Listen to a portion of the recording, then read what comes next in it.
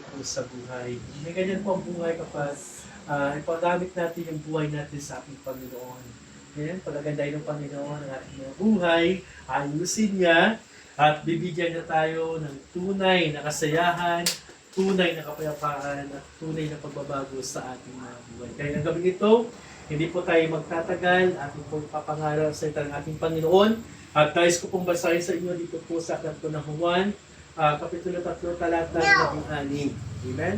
Sabi po dito, sapagkat ganito ang pag-ibig ng Diyos sa mga tao sa libutan, ibinigay niya ang kanyang bugtong na anak upang sinong sumampalataya sa kanya ay hindi mapahamak, kundi magkaroon ng buhay na walang hanggan. Pagpalain ang salita ng ating buwan ng Panginoon.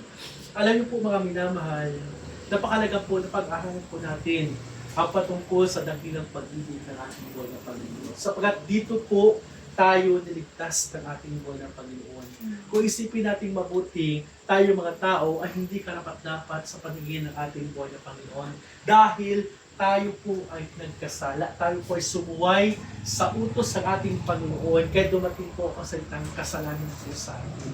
Kasi ang Panginoon Diyos, mabubuhay po siya, amen, kahit wala po tayo mga tao. Pero tayo mga tao ng mga minamahal, hindi natin kayang mabuhay kung wala ang tulong ng ating buhay ng Panginoon.